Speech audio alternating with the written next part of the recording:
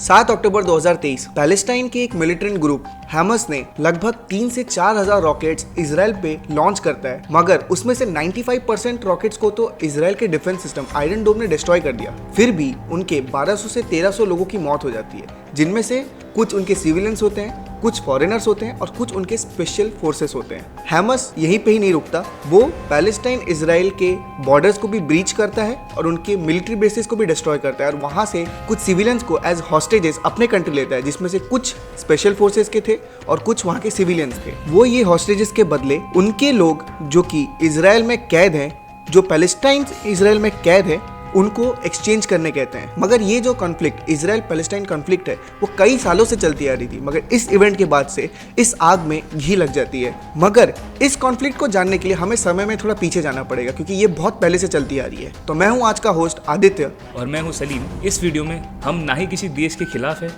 ना ही किसी देश के साथ है, हम लोग वॉर के अगेंस्ट हैं और ह्यूमैनिटी के साथ हैं। और आप देख रहे हैं वीकलीपीडिया। चलिए वीडियो में आगे बढ़ते हैं और समय में पीछे चलते हैं। 1914 टू 1918 वर्ल्ड वॉर 1 के दौरान ब्रिटिशर्स ने बॉलफोर डिक्लेरेशन किया। इस डिक्लेरेशन के मुताबिक ब्रिटिशर्स लोगों ने वादा किया कि वो ज़ायोनिस्ट लोगों के लिए पैलेस्टीन में एक नेशन बनाएंगे। ज़ायोनिस्ट वो लोग होते हैं जो जूइश लोग को सपोर्ट करते हैं और वो चाहते हैं कि जूइश लोगों का एक नेशन हो। मगर आखिर ब्रिटिशर्स जूइश की क्यों मदद करना चाहते थे? वर्ल्ड वॉर 1 के दौरान 50,000 जूइश लोगों ने ब्रिटिशर्स को सपोर्ट किया था। इसी वजह से ब्रिटिशर्स यहाँ पे जूइश लोग का मदद कर रहे थे। इस बॉलफोर डिक्लेरेशन के बाद काफी अरब कंट्रीज इसके खिलाफ हो गए, वो ब्रिटिश मैंडेट के खिलाफ हो गए और वो जूइश इमिग्रेंट्स के खिलाफ हो गए। मगर जूइश इमिग्रेंट्स फिर भी पैलेस्टाइन में आना शुरू कर चुके थे, जिसके वजह से काफी रिवोल्ट्स और राइट्स भी हुए, जैसे कि 1920 और 1929 का अरब राइट्स और 1936 से लेकर 1939 का अरब रिवोल्ट। 1939 के रिवोल्ट के बाद ब्रिटिशर्स ने जूइश इमिग्रेंट्स को लिमिट कर दिया और लैंड परचेस को भी लिमिट कर दिया।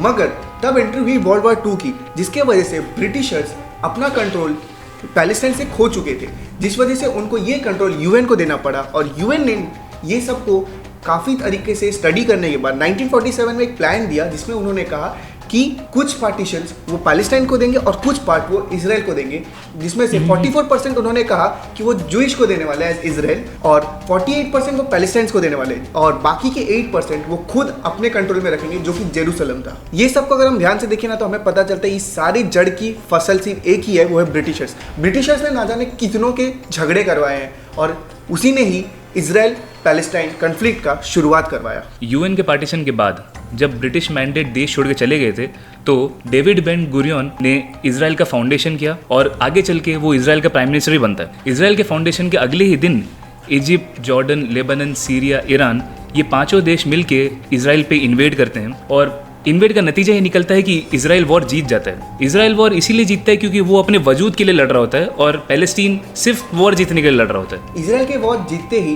पैलेस्टीन का मैप कंप्लीटली चेंज हो जाता है। जहां पर पैलेस्टीन के पास सिर्फ 48% लैंड थे, अब वो रिड्यूस होकर 22% बच जाता है और बाकी सारे इजराइल के हो जाते हैं। ये पैलेस्टीन की श्रिंकिंग और इजराइल का एक्सपेंशन यहीं पे नहीं रुकता।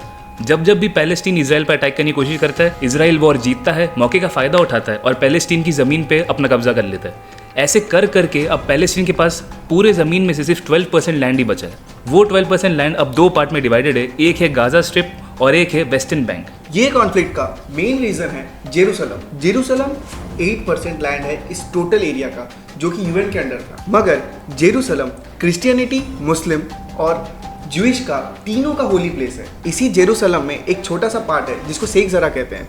शेख जरा वो जगह है जिसको जूइश ने 150 साल, हाँ लगभग 150 साल पहले अरब से कई ज़्यादा दामों पर खरीदा था। ये वही अरब है जो कि इजराइल के खिलाफ था और पैलेस्टाइन को सपोर्ट कर रहा था, मगर इसी अरबियंस ने इस जगह को जूइश को काफ़ी ऊंचे दाम पे बेचा था। ये जगह पे जूइश के साथ कुछ पैलेस्टाइन्स भी हैं, जिस वजह से इजराइल ने ये ऑर्डर दिया कि यहाँ से पैलेस्टाइन्स को हटा देना चाहिए, जिस वजह से सुप्रीम कोर्ट ने ये फैसला देते हुए वहाँ पे जेसीबीज भेजे और उनके घर को तोड़ना शुरू कर दिया और वहाँ पर एक काफ़ी बड़ा कॉन्फ्लिक्ट हो गया। यहाँ पे ये कॉन्फ्लिक्ट चल ही रहा था कि शेख ज़ारा के पास एक मस्जिद है जिसका नाम है अल अक्सा मस्जिद, जो कि मुस्लिम्स के लिए one of the most Holi places है आफ्टर मक्का एंड मदीना। तो होता क्या है ना, वहाँ पे रमज़ान में एक दिन मुस्लिम्स लोग नमाज़ पढ़ने जाते हैं इजरायलीज को मालूम होता है कि ये कॉन्फ्लिक्ट चल रहा होता है, इसकी वजह से वो लोग वहाँ पे अपने आर्मी को तैनात कर देते हैं। मुस्लिम्स के पास कोई वेपन्स ना होने के कारण वो लोग सिर्फ स्टोन्स का इस्तेमाल कर सकते हैं, लेकिन इजरायली फोर्सेस तो एकदम आर्म्ड होते हैं, बुलेट प्रूफ वेस्ट इसे पहन के आते हैं, ग्रेनेड्स का इस्तेमाल करते हैं, और कन्फ्लिक्ट इतना ज़्यादा बढ़ जाता है कि वो मजबूरन आर्म्ड फोर्सेस को मस्जिद के अंदर घुसना पड़ता है। और इस चीज़ की पूरे देश में चर्चा हो रही होती है कि कितने मासूम लोग मारे जाते हैं, कितना ज़्यादा खून खराबा होता है, और इसकी वजह से ये कॉन्फ्लिक्ट और भी ज़्यादा बढ़ जाता है। पिछले कुछ महीनों से बहुत सारे स्कूल्स पे अटैक हो रहे हैं, हॉस्पिटल्स पे अटैक हो रहे हैं, जिसकी वजह से काफ़ी सारे सिविलियंस मर रहे हैं, फॉरेनर्स मर रहे हैं, हमारे इंडिया देश के कुछ लोग वहाँ पे वो लोग भी मारे जा रहे हैं, छोटे छोटे बच्चे भी मारे जा रहे हैं, और ये सब कॉन्फ्लिक्ट्स और भी बुरे हो रहे हैं और प्रेजेंट डे पे ये और भी वर्स्ट होते जा रहे हैं। इनफैक्ट हाल ही में इजराइल ने हमास और हिजबुल्लाह के टॉप लीडर्स को असैसिनेट कर दिया है। इनमें से हमास के एक लीडर जिनका नाम था इस्माइल हानिया, जो कि ईरान में थे, उनको वहाँ पे असैसिनेट कर दिया गया, जिसकी वजह से अब ईरान भी इजराइल पे अटैक कर रहा है। और यहाँ तक कि हिजबुल्लाह के टॉप लीडर्स को भी लेबनान के कैपिटल सिटी में उनको भी एयर स्ट्राइक के द्वारा इजराइल ने असैसिनेट कर दिया है, जिसकी वजह से अब लेबनान भी इजराइल पे अटैक कर रही है। और अगर ऐसे ही चलता रहा तो एक्सपर्ट्स का मानना है कि ये चीज़ वर्ल्ड वॉर 3 को भी लीड कर सकती है, क्योंकि इजराइल के सपोर्ट में यूएस है और काफ़ी सारी कंट्रीज़ है, और पैलेस्टीन के सपोर्ट में काफ़ी सारी अरब कंट्रीज़ है। तो वर्ल्ड वॉर 2 की तरह ये दुनिया 2 हिस्सों में बट रही है।